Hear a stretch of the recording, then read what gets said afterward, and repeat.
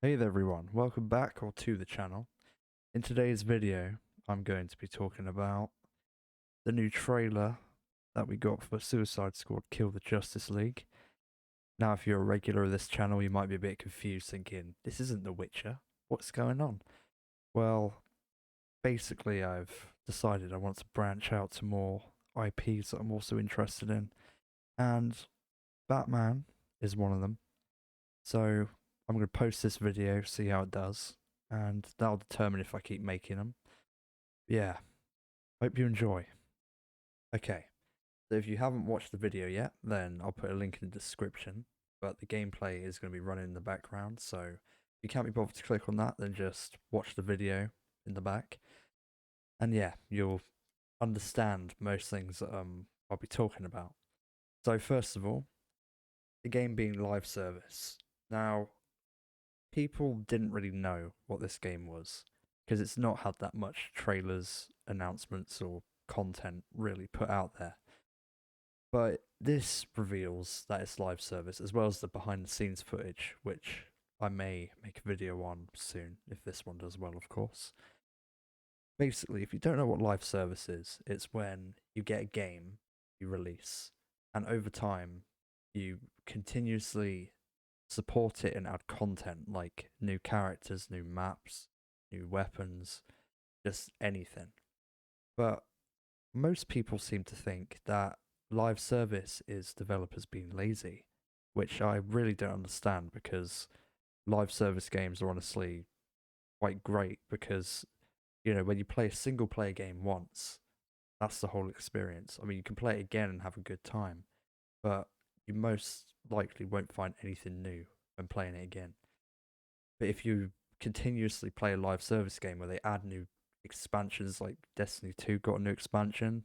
I haven't played Destiny, but yeah, it just adds more to do, adds more to the story, makes it more fun.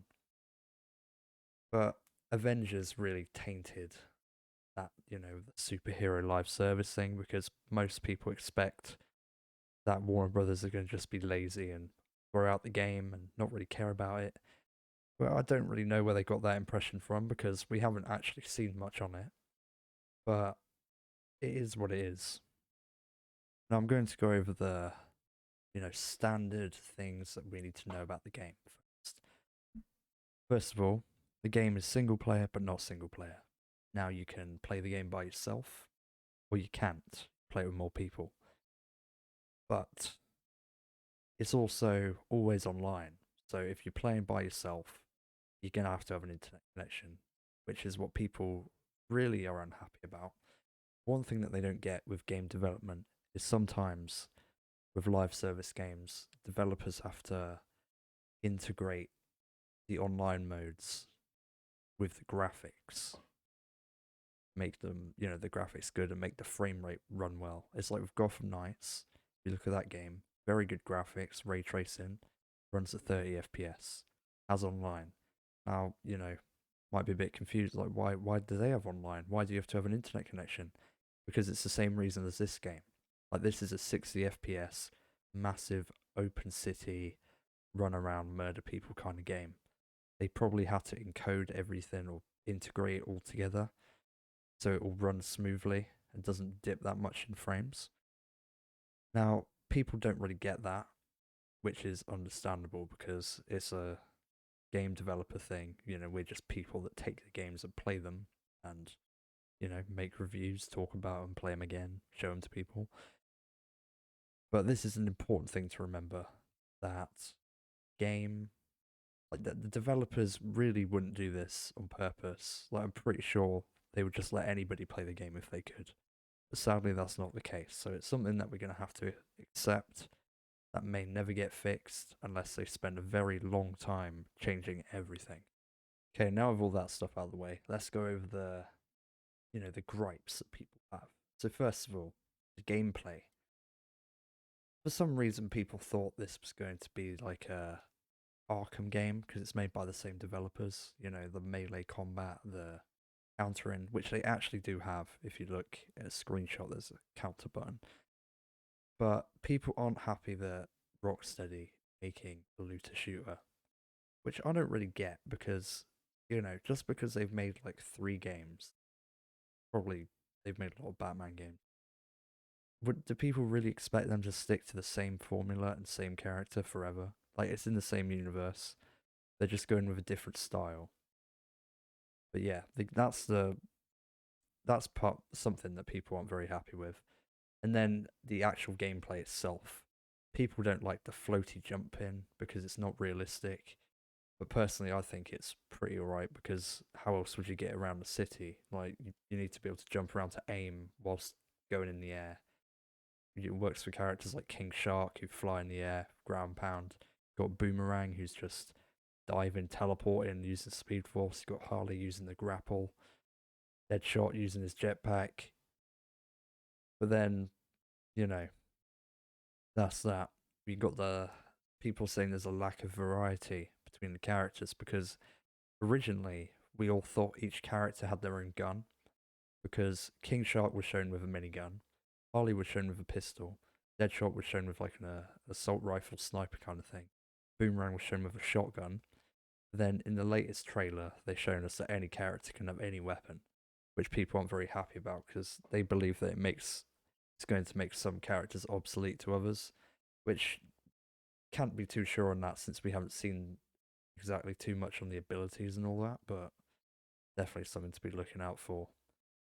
But yeah, people also aren't happy with the lack of melee combat. Like if you look in the trailer, there's only melee done for finishes really, which I mean, is advertised as a looter shooter, so shouldn't be expecting too much melee combat, but obviously people aren't happy about it from being Batman Arkham fans, which is understandable. And also the whole like shoot the weak spot things. Like if you look at the bit of the tank, the turret, there are these like purple spots on them that you have to shoot at, which are obviously weak points.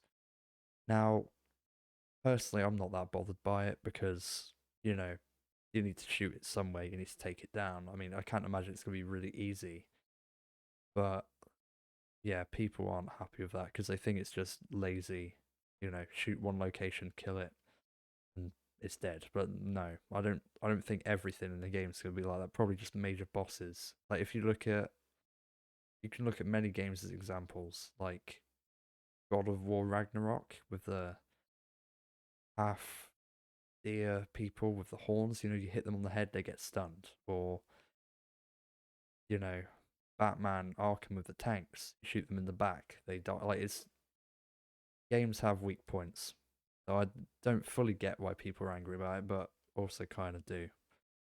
People also aren't very happy about the whole damage numbers, gear ratings, and all that, which makes sense. But the thing is, without damage numbers, you're not going to know. Like, it's a shooter game. You kind of need to know what you're killing, especially with the amount of enemies on the screen. Like, you've got all the Brainiac minions, you've got all these other things going around. Like, if there were no damage numbers, you wouldn't know how much is left till you've killed the enemy. Like, God of War has damage numbers. Destiny 2 has damage numbers. Like, it's Borderlands has damage numbers, I believe. But, you know, without them, you wouldn't know what you're doing. That's not the main thing I'm talking about. The gear rating is what people absolutely hate. The rarities, because they feel like you pay in however much this game is going to be, like £50 to 70. You're paying that much for a game where you have to grind constantly and all your weapons become terrible and useless at some point. You just have to keep grinding and grinding and grinding. But I think that may be a good thing. Now hear me out before you go in the comments and start shouting at me for supporting the game. But I don't know. It's just there can be a set weapon that you want because like there's no way that they'd make a pistol and then it just legendary, epic, rare, and common. Like has to have different attributes as seen like the Batman infused enemies or Superman infused enemies or whatever else infused enemies or the buffs. But people also hate that stuff. Now so many other games do things like that, like Gotham Knights did it. Now, the reception on that game wasn't too amazing, but people still liked it, or, Cyberpunk. People love Cyberpunk. They basically have the same sort of system, except the game's single player. But they haven't shown too much depth. The game is still in development, so I think it's really, really early to like judge exactly everything that's gone on. Now, there are some things that we should try to remember that they announced. First of all DLC in the game, apart from cosmetics, are going to be free. Characters, worlds, maps, guns, anything else, all free, which is amazing because most games don't do that. Like, you look at Destiny, they brought out that new expansion the other day and it was like £40 or something, I believe.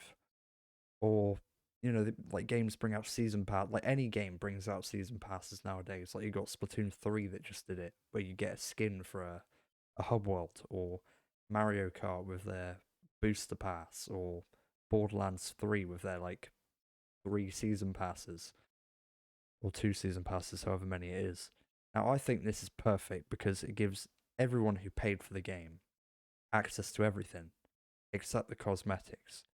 Now, people are still angry about the cosmetics, which I understand because I love me some cosmetics. I mean, I'm probably going to end up buying the Battle Pass. That's another thing.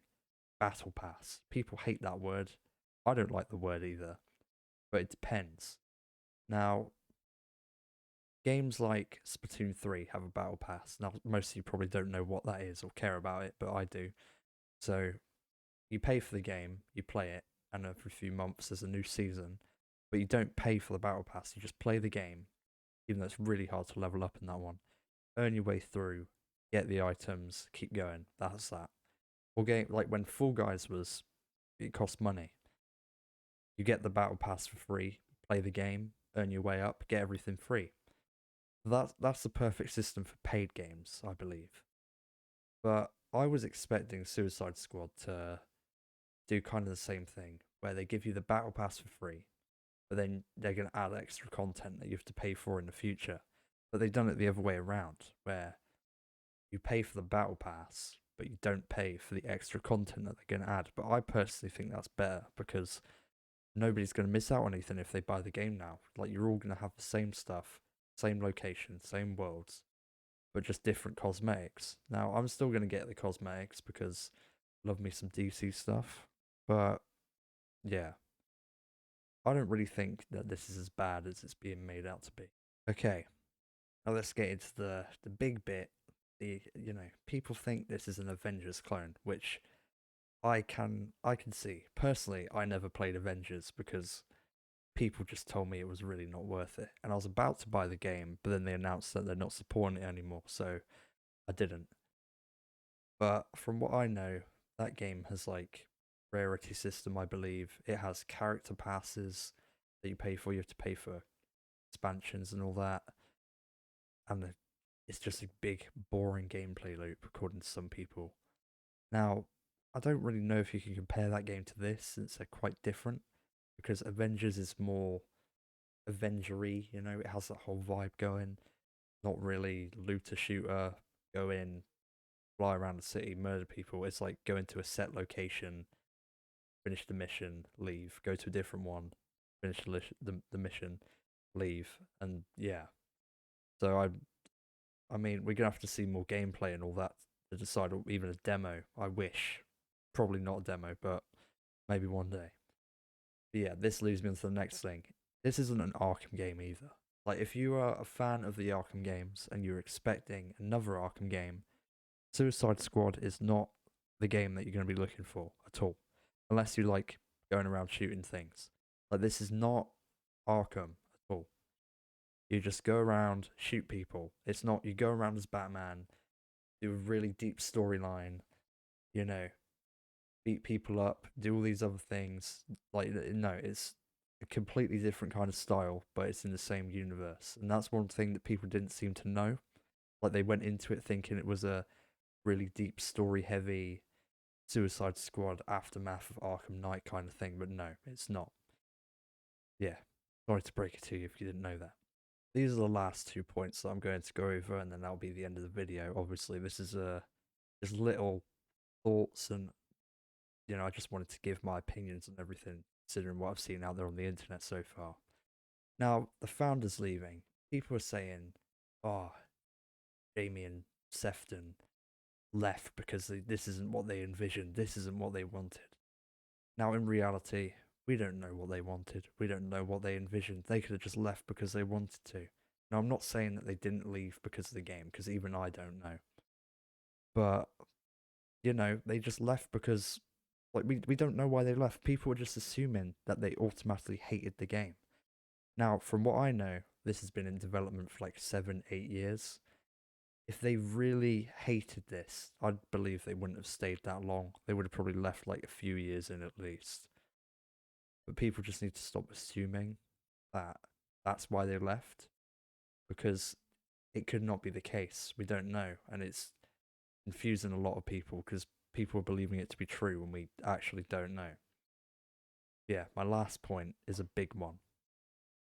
This is, you know, as some of you may know, Kevin Conroy passed away, which is very sad. Love Kevin Conroy. You know, iconic Batman. He was the voice of Arkham Batman. Basically, you know, you think of Batman, you think of his voice, even if you don't know his name. Now, because this game is live service, when the servers eventually stop, you know, going, if they do, then people are afraid that they might not be able to access the last game that he was in. Now, personally, I don't believe Warner Brothers or Rocksteady would do that, because that would heavily destroy their reputation for DC and everything. People would fully attack them more than they already are.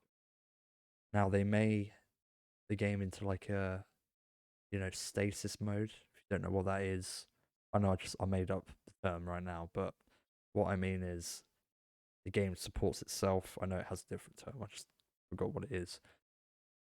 Or they continuously support the game forever, which won't happen because nothing gets supported forever.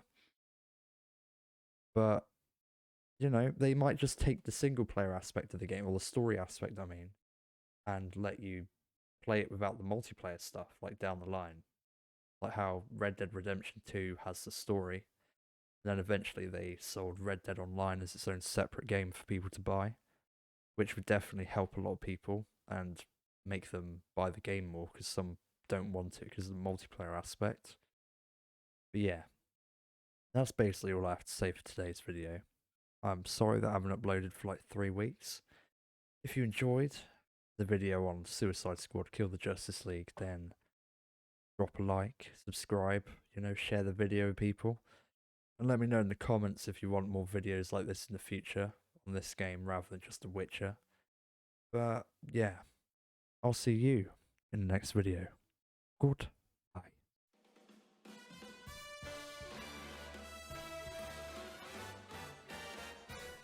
Take me on home to the asylum.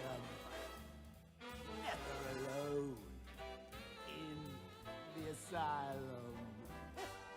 Anarchy ruled, it was wild, but through it all you never smiled. Joke's on you, I'm in your head, so look who's laughing now.